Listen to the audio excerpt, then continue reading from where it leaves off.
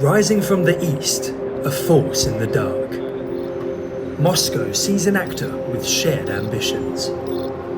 Space agencies from Russia and China have struck a gentleman's agreement to set up camp together on the moon.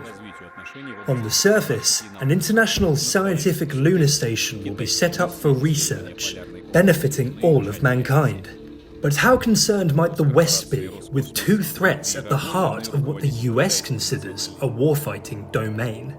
Space obviously plays a big role in terms of, power projection internationally and being a player, on the big stage. What we're seeing is much more of a move towards the disruption and the denial rather than the destruction of space assets, because it happens, within that sub-threshold area. And we see that happening in other domains. And that's why, certainly in that sense, space is no different. There are so many difficulties when you think about placing a weapon or a capability in orbit around the moon, and that's often just the time it takes to travel from the moon back to, for example, geostationary orbit. There's no indication of timeframes of when we might see this happening, no indication of budgets, for example, and how much they might be willing to spend on it.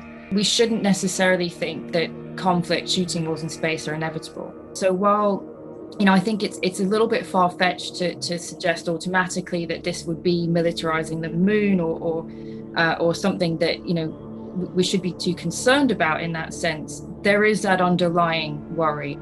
Back in October, the US Space Force chief warned of evolving threats from Russia and China, which could block access to Allied systems in space. There are a range of different capabilities that can prevent access to space, to your satellites. So we have on one end, we have kinetic anti-satellite missiles, which destroy a satellite. They create a huge amount of debris, which can then interfere with every satellite in that orbit and in other orbits and last for many, many years. And then a whole range of what we call the non-kinetic capabilities. So cyber attacks, for example, jamming, spoofing of GPS signals, the potential of using lasers to dazzle optical sensors on satellites and essentially blind them for a certain period of time. The US holds the upper hand in space, but China's rover missions have been met with international applause. As the country flies its colours with Russia, will the West consider shared interests beyond global competition? Where space is different is in its ability to act as a bridge.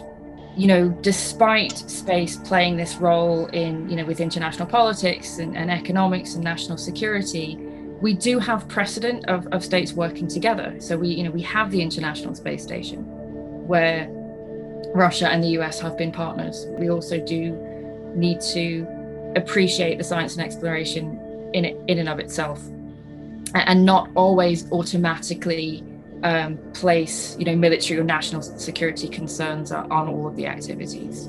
The world waits to see clearer plans for the lunar station, and if tensions on Earth can be left behind. Tom Sables, Forces News.